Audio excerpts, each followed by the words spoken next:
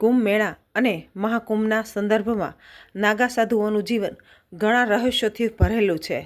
બહુ ઓછા લોકો જાણે છે કે આ નાગા સાધુ કોણ છે, તેમનો હેતુ શું છે, તેઓ કુંભ મેળામાં ક્યાંથી આવે છે અને મેળા પછી ક્યાં જાય છે, લોકો નાગા સાધુ કેવી રીતે બને છે.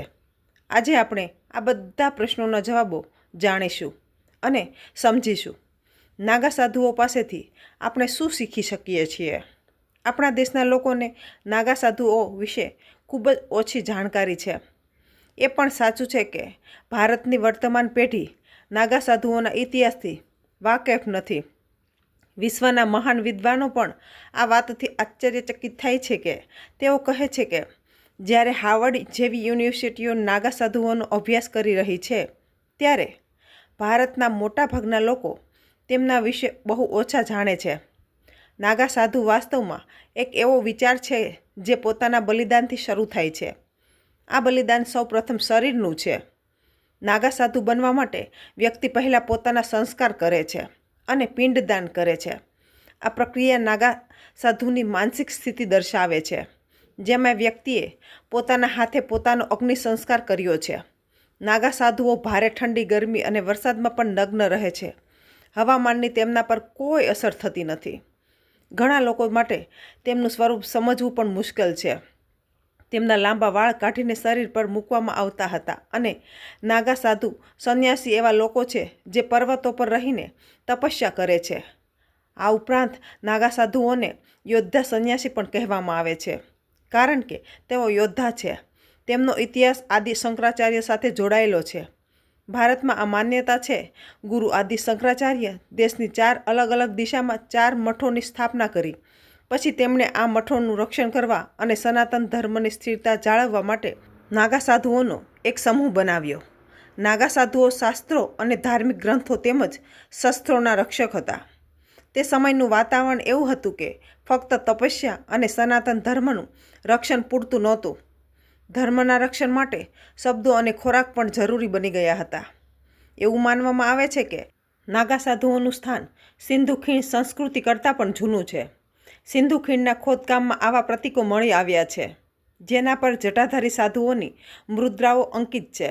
કેટલાક પુસ્તકોમાં એ પણ ઉલ્લેખ છે કે નાગા સાધુઓ વિશ્વના સૌથી કુશળ યોદ્ધા એમાંના એક છે. તેઓ ફક્ત સાધુ જ નહીં પણ યોદ્ધા પણ છે. આધુનિક યુગમાં ભારતના પ્રવેશ સાથે નાગા સાધુઓની સેના વિખરાઈ ગઈ અને તેઓએ પોતાને સમાજથી અલગ કરી દીધા. આજે પણ નાગા સાધુ યુદ્ધ કૌશલ્યમાં પારંગત છે, પરંતુ તેઓ ખુલ્લેઆમ તેમના શસ્ત્રો અને યુદ્ધ કૌશલ્યનું પ્રદર્શન કરતા નથી. નાગા સાધુ બનવાની પ્રક્રિયા કઠોર તપસ્યાથી શરૂ થાય છે, જે જીવનભર દીક્ષા સાથે ચાલુ રહે છે. હાલમાં ભારતમાં કુલ 13 અખાડા છે જે નાગા સાધુ બનવા માટે દીક્ષા આપે છે. નાગા સાધુ બનવાની ઉંમર સામાન્ય રીતે 16 થી 20 વર્ષની વચ્ચે હોય છે. આજે પણ ભારતમાં 4 લાખથી વધુ નાગા સાધુઓ છે અને ઘણા દેશોની સેનાઓમાં પણ તેમની સંખ્યાની સરખામણીમાં આટલી મોટી સંખ્યામાં સૈનિકો નથી. તમારા મનમાં નાગા સાધુ વિશે 4 મોટા પ્રશ્નો છે અને શક્ય છે કે તમારા મનમાં પણ આ જ પ્રશ્નો હશે. જેમાં પહેલો પ્રશ્ન એ છે કે નાગા સાધુઓ કપડાં કેમ નથી પહેરતા? તેનું કારણ એ છે કે નાગા સાધુઓ પ્રકૃતિ અને કુદરતી સ્થિતિને ખૂબ મહત્ત્વ આપે છે. જ્યારે કોઈ વ્યક્તિ આ દુનિયામાં જન્મે છે ત્યારે જ આ જ રીતે આવે છે અને આ લાગણીને આત્મસાત કરીને નાગા સાધુ હંમેશા નગ્ન રહે છે અને પ્રકૃતિ સાથે એક તત્વ સ્થાપિત કરે છે. બીજો પ્રશ્ન એ છે કે નાગા સાધુઓને ઠંડી કેમ લાગતી નથી અથવા હવામાન તેમના પર કેમ અસર કરતું નથી? તેની પાછળનું કારણ એ છે કે જ્યારે કોઈ વ્યક્તિ નાગા સાધુ બનવાની પ્રક્રિયામાં પ્રવેશ કરે છે, જ્યાં તેઓ ગરમી, ઠંડી અને અગ્નિનો અનુભવ કરવાનું બંધ કરે છે. તે એવું છે જેમ સ્ત્રીના ગર્ભમાં રહેલું બાળક દરેક ઋતુમાં જીવિત રહે છે. હવામાન ગમે તે હોય, તેના શરીર પર કોઈ કપડાં નથી હોતા અને તેને બચાવવા માટે ફક્ત કપડાં સાથે જ આ દુનિયામાં પ્રવેશ કરે છે. સાધુઓ તેમના શરીર પર રાખ કેમ લગાવે છે? તે શરીરમાંથી બનેલી રાખ છે, જેને શરીર પર ઘસીને નાગા સાધુઓ દર્શાવે છે કે તેઓએ મૃત્યુ પર વિજય મેળવ્યો છે. મૃત્યુ થયું છે અને મૃત્યુનો તેમના પર કોઈ પ્રભાવ નથી. લોકોના મનમાં ચોથો પ્રશ્ન એ છે કે નાગા સાધુઓ કુંભ મેળામાં ક્યાંથી આવે છે અને મેળા પછી ક્યાંથી ચાલ્યા જાય છે? આનો જવાબ એ છે કે સાધુઓ ઘણીવાર દુર્ગમ વિસ્તારોમાં પર્વતો પર તપસ્યા કરીને પોતાનું જીવન વિતાવે છે. તેથી જ કુંભના આયોજન પછી તેઓ કોઈને દેખાતા નથી. તેઓ તેમના અખાડામાં પાછા જાય છે અને વિશ્વની મુલાકાત લે છે. આજે જો તમે પણ ઈચ્છો તો તમે નાગા સાધુઓ પાસેથી ઘણું શીખી શકો છો. આપણે આપણી દુનિયામાં આપણી અંદર કેવી રીતે ખુશ રહી શકીએ. નાગા સાધુઓ પાસે કોઈ ભૌતિક વસ્તુઓ નથી, છતાં તેઓ ખુશી અને આનંદથી પોતાનું જીવન જીવે છે. આ શીખવે છે કે સુખી જીવન જીવવા માટે કોઈ ભૌતિક વસ્તુઓની જરૂર નથી.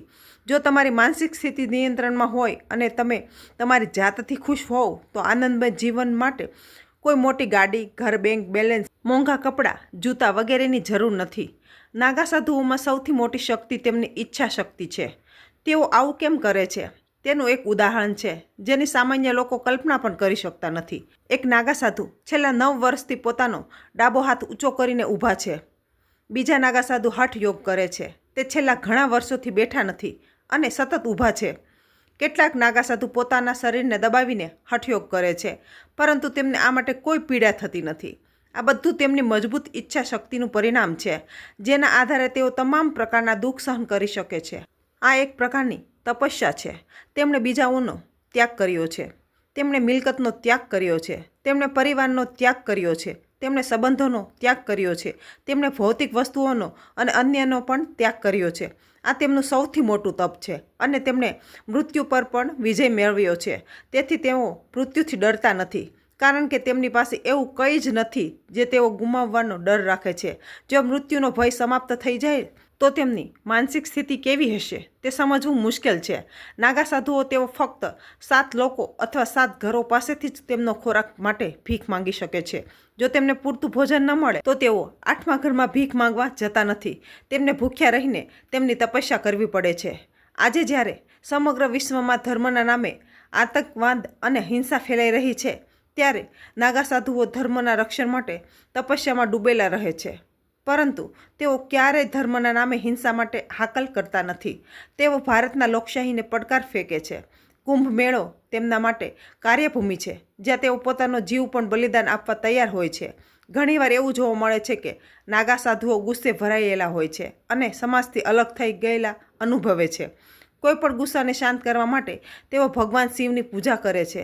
તેમની તપસ્યા એટલી તીવ્ર હોય છે કે તે તેમના શરીરમાં અતિશય ગરમી ઉત્પન્ન કરે છે.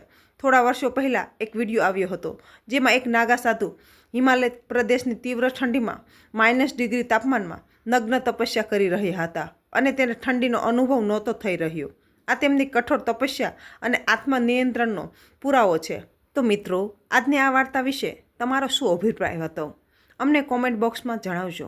જો તમને વાર્તા ગમી હોય તો વિડીયોને લાઇક કરો અને ચેનલને સબસ્ક્રાઈબ કરો અને બેલ આઇકનને પણ ક્લિક કરો, જેથી નવા વિડીયોઝની સૂચના તમને તરત જ મળશે.